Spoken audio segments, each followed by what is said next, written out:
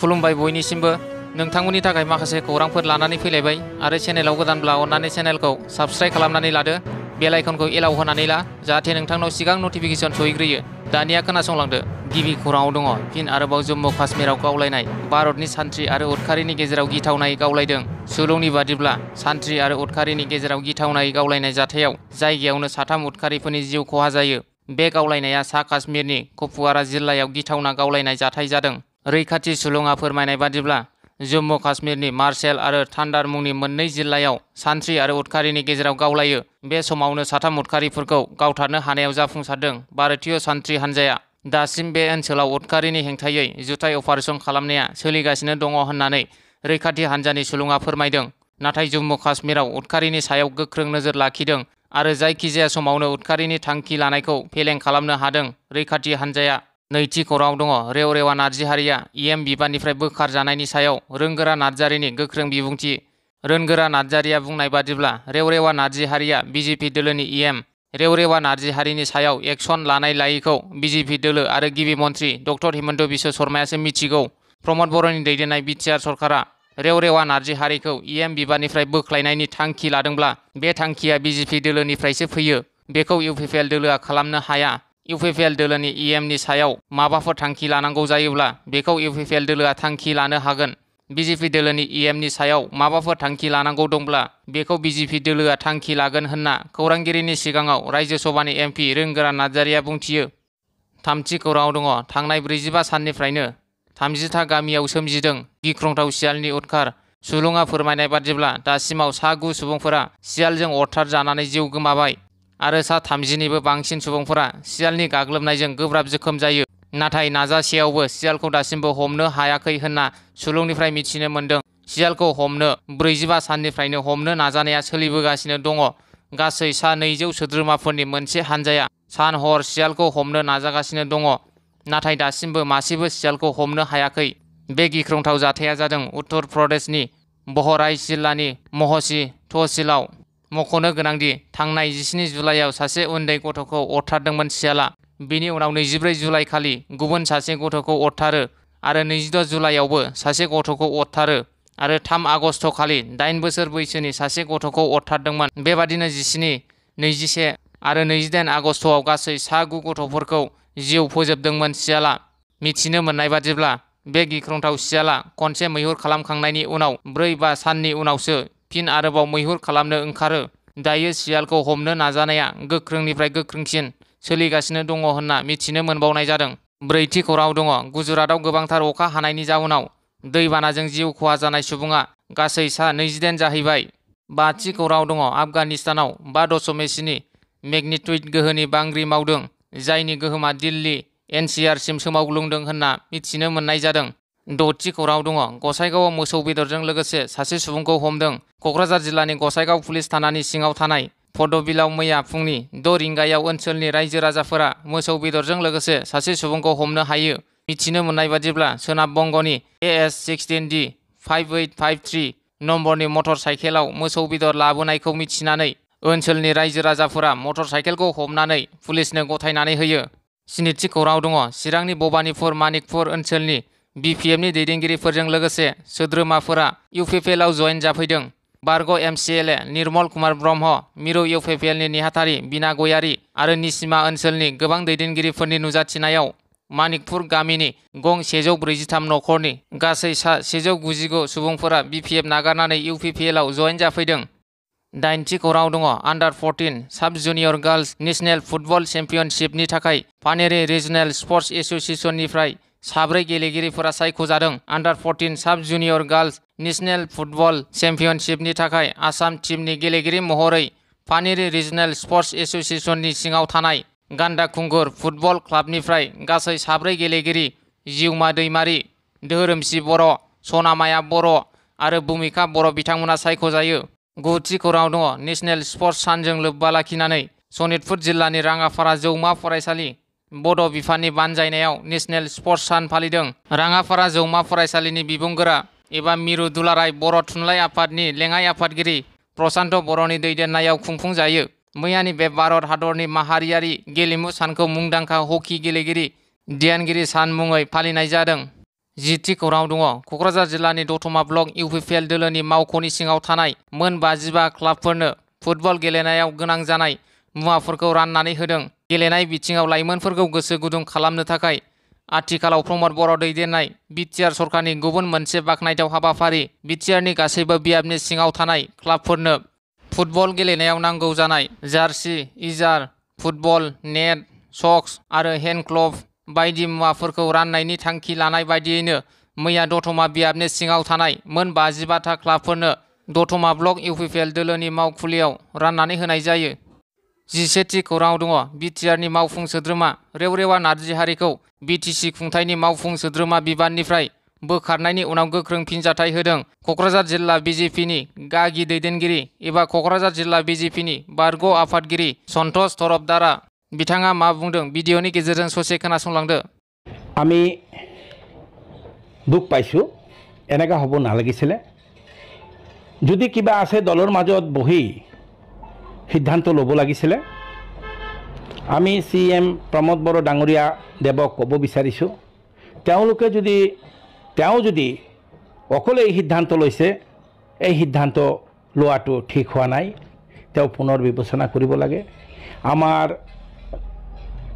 দক্ষ প্ৰধান মুখ্যমন্ত্ৰী ডক্টৰ হেমন্ত বিশ্ব শৰ্মা ডাঙৰীয়া দেৱে আজি এই সম্বন্ধে পুনৰ বিবেচনা কৰিব লাগে যে আমাৰ EM ৰেউৰৱা নাৰ্জাৰী দেৱক ড্ৰপ কৰাটো এইটো আমি ঠিক হোৱা নাই বুলি ভাবোঁ। তেওঁ ভাৰতীয় জনতা পাৰ্টিত যেতিয়াৰ পৰা যোগদান কৰিছে তেতিয়াৰ পৰাই দলৰ কাৰণে কাম কৰি আছে আৰু ইতিমধ্যে মই দেখা পাইছোঁ আমাৰ দক্ষ মুখ্যমন্ত্ৰী ডক্টৰ হেমন্ত বিশ্ব শৰ্মা ডাঙৰীয়া দেৱে অলপ কিছুদিন আগতেই BTC নিৰ্বাচন সম্বন্ধে তেওঁ কৈছিলে যে আমি অকলেই নিৰ্বাচন খেলিম আৰু আমি BTCত বিজেপিক কেনেকৈ শক্তিশালী কৰিব পাৰোঁ তাৰ কাৰণে দলীয় কৰ্মী নেতাসকলক নিৰ্দেশ দিছিলে। আমাৰ আদৰণীয় ৰাজ্যিক সভাপতি ভৱেশ কলিতা দায়েও এনেকুৱা ধৰণৰ মন্তব্য কৰিছিলে যে আমি একলা খেলিম আৰু একলা চলৰে নীতিৰেই আমি BTCৰ নিৰ্বাচন খেলিম। সেই মৰ্মে ৰেউৰৱাদাৰ বলিষ্ঠ নেতৃত্বত কচুগাঁও, জুমদুৱাৰ আৰু বিভিন্ন জাগাত বড়ো সম্প্ৰদায়ৰ মানুহসকলে দলে পলে বিজেপিত যোগদান কৰিছে। সেই যোগদানক লৈ হয়তো আমাৰ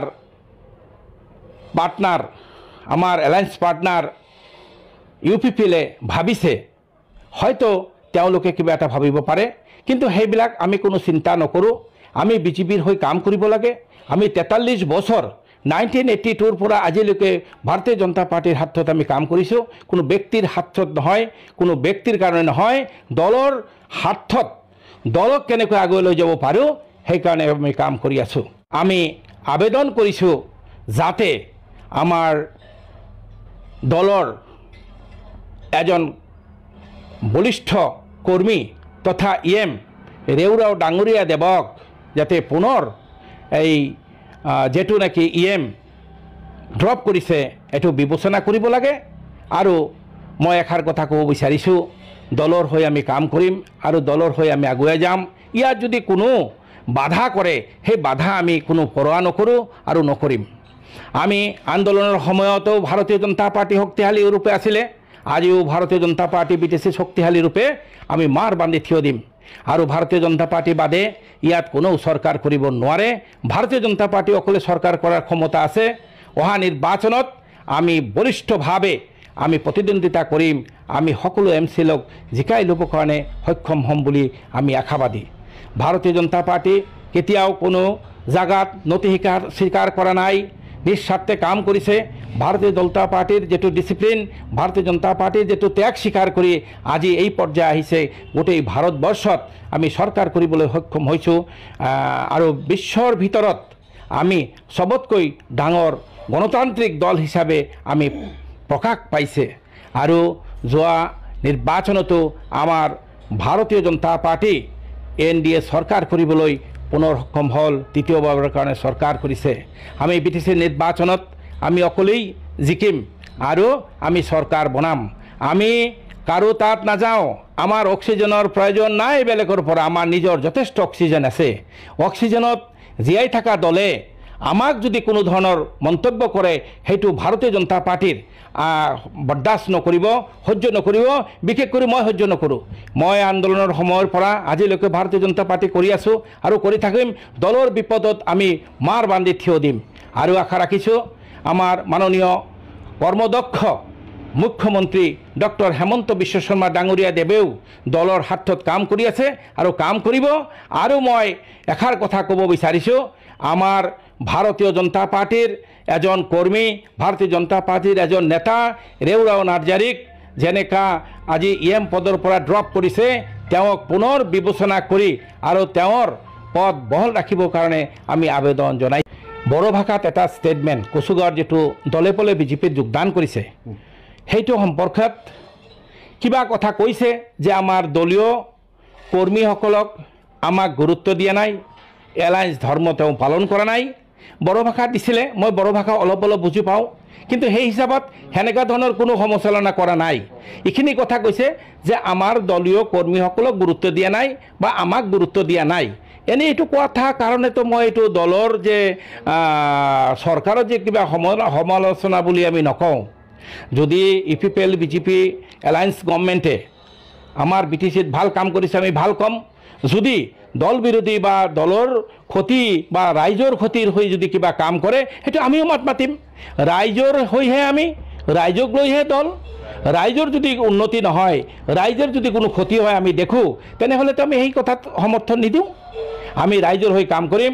ভাৰতীয় জনতা পাৰ্টি ৰাইজৰ দল আৰু ভাৰতীয় জনতা পাৰ্টি সদায় ৰাইজৰ মাজত আছে। ৰাইজৰ হিতাৰ্থে, দেশৰ হিতাৰ্থে কাম কৰিব। UPPL GSPটো নাই, GSP যোৱা নিৰ্বাচনত তেওঁ ওলাই গ'ল। আমি এতিয়া বিজেপি আৰু UPPL চৰকাৰ কৰি আছোঁ। চৰকাৰৰ মাজত বা দলৰ মাজত কিবা মনোমালিন্য থাকিব পাৰে, সেইকাৰণে সিমান যে ডাঙৰ কিবা এটা সেইটো নহয়। এইটো দলৰ মাজত আৰু এলায়েন্স পাৰ্টনাৰৰ মাজত বহি আলোচনা কৰি বিলোচনা কৰি এইটো সমস্যা সমাধান কৰিব লাগে, আমি যেটো ভাবোঁ। 12 खौराङाव दङ बर'नि सासे इउटुबार गेरेमसा बसुमतारीखौ एबसुनि आफादगिरि दिपेन बर'खौ सोंखारिनायनिफ्राय गोजानाव थानो खावलायदों। खैराबारि दखरा एबसुनि गाहाय नेहाथारि प्रकाश नार्जारिया एबसुनि आफादगिरि दिपेन बर'नि सायाव सोंखारिनो गेरेमसा बसुमतारीया सोर होनना गोख्रों रावजों फिनजाथाय होदों। भिडिअनि गेजेरजों ससे खोनासंलांदो। दुलाराय बर' फरायसा आफाद लोगोसे दुलाराय बर' फरायसा आफादनि आफादगिरि दिपेन बर' सारखौ आथिखालाव गोबां गाज्रि रावजों सोंखारिनायखौ जोङो नुनो मोनगासिनो।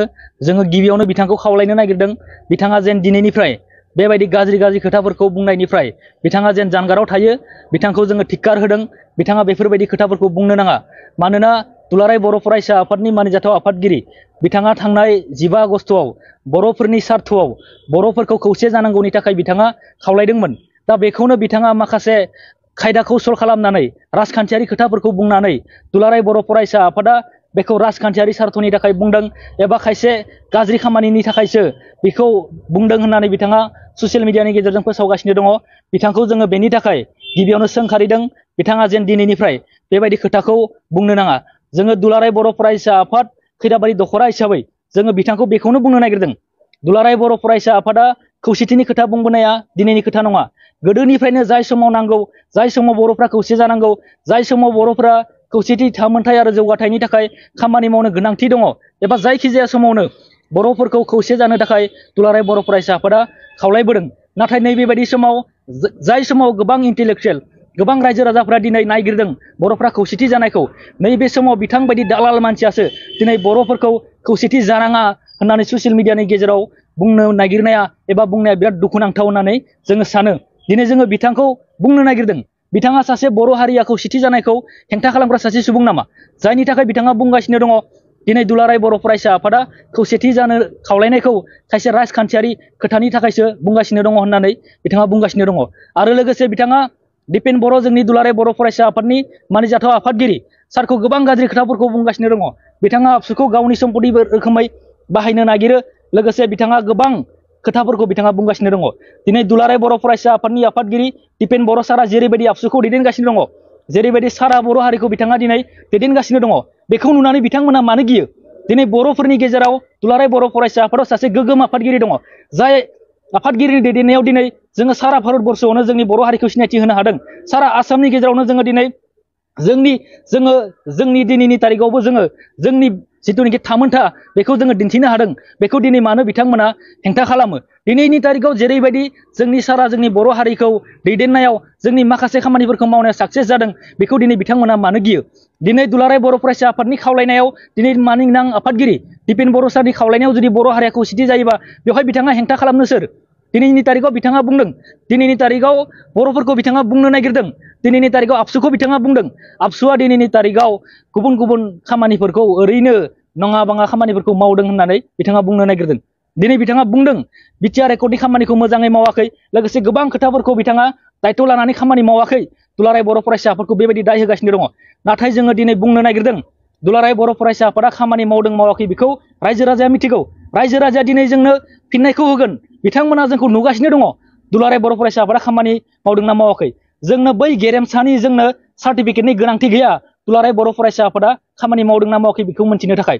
आरो जायखिजाया बर' हारिनि सोरबा मानसिनो बै गेरेमसा बिथांनि रावनोबो बिथांनि सार्टिफिकेट 2 नम्बरनि सार्टिफिकेटनि गोनांथि गैया दिनैनि तारिखआव। बेनिखायनो जोङो दिनै बुंनो नागिरदों बेबायदि खोथाखौ बिथाङा बुंनो नाङा। बेबायदि खोथाखौ बुंनायनिफ्राय गोजानाव था। दुलाराय बर' फरायसा आफादनि लिगेसि बेखौ सोरबाया गोसो जाबानो दिनै माखासे खोथाखौ बुंनानै बेखौ फोजोबस्रांनो हानाय जिनिस नङा।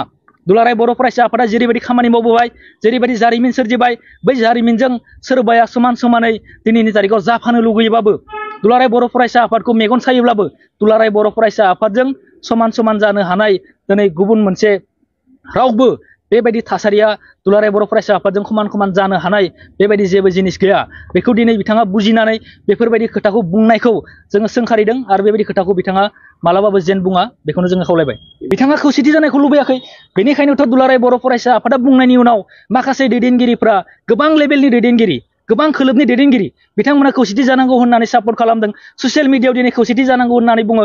बेफोरबायदि समाव बिथाङा बेफोरबायदि बुंनाय माने बिथाङा बर' हारिखौ खौसेथि जानायखौ लुबैयाखै। गावस्रा गावसि खालामनो मोजां मोनो। गावस्रा गावसि खालामहोनानै बिथाङा गावनि सार्थखौ सुफुंनो नागिरो आरो बिथाङा सोरनिबा बुंनायाव, सोरनिबा थिननायाव बर' हारिखौ खौसेथि जानायाव हेंथा होग्रा सासे सुबुं जानानै दिनै बिथाङा गावखौ फोरमान होदों आरो बेखौ जारिमिना मालाबाबो बावगारनाय नङा। मानोना जारिमिनखौ बयबो गोसोआव लाखियो। दिनैनि तारिखआव ससियेल मिडियानि जुगाव, इन्टारनेटनि जुगाव बेफोर खोथाफोरा दिनै बेफोरो रेकर्ड जानानै थागोन आरो बियो माखासे बोसोर समनि उनावबो बेफोरबायदि सुबुङा नैफोरबायदि खोथाखौ बुंनायनि थाखाय बेसेबांबा दुखुआव गोग्लैनांगोन होननानै जोङो बुंनो सानो। एबसुखौ दाय होयो बिनो। एबसुखौ दाय होनाय कारना जाबाय आबसुआ दिनै जेरैबायदि खामानि मावनानै लिगेसि खालामनानै गालांबाय, जेरैबायदि जारिमिन खालामनानै गालांबाय, जाय आफादाव बड'फा उपेन्द्रनाथ ब्रह्मआ खामानि मावलांबाय, बर'नि बिफा जाबाय। दा बेफोरबायदि लिगेसि लोगोसे आबसुआ जेरैबायदि खामानि मावो, जाय खामानिखौ रावबो बेफोरबायदि मावनो हानाय दिनै थासारियाव बर' हारियावनो गैया। स्कुलनि समस्या जायोबाबो आबसुखौ नांगौ जायो। दा बेफोरबायदि माखासे जाहोनफोरखौ जोङो दिनै नायदों। मानोना आबसुखौ बिराद पावारफुल होननानै सानो। बिजाबनि जेंना जायोबाबो आबसुआ खामानि मावनो गोनां जायो। गुबुन गुबुन जायखिजाया थासारियाव आबसुआनो खामानि मावनो गोनां जायो। दा नैफोरबायदि खोथाफोरखौ नुनानै एभ्रिथिं गासैबो साइडआव आबसुआ खामानि मावनायखौ नुनानैसो आबसुजों रावबो समान समान थांफानो हायिखौसो आरो बेखौनो बिथांमोना खायसे बिथिङाव गावखौ लस जानाय बायदि साननानै आबसुखौ बिथांमोना बेबायदि गाज्रि खोथाफोरखौ बुङो। जोङो खैराबारि दख'रा दुलाराय बर' फरायसा आफाद जानानै जोङो बेखौनो खावलायनो नागिरदों। रायजो राजाया जेबो गोनो गोथो जानांगौनि गोनांथि गैया। सोरबा सासे मानसियाल' बर' हारिखौ दैदेननो जुजियोब्लाबो बियो मालाबाबो हाया। बेनि थाखाय माखासे आफादफोर दं, जेरैबायदि दुलाराय बर' फरायसा आफाद, बर' थुनलाइ आफाद, गोबां आफादफोर दं। नांगौ समाव जोंनि माहारियारि आफादफोरा नांगौ बायदि थांखिफोरखौ लाबोदों। बेनि थाखाय जोङो फोथायो आरो जोंजों अरायबो रायजो राजाया सापर्ट होबोदों, हेफाजाब होबोदों।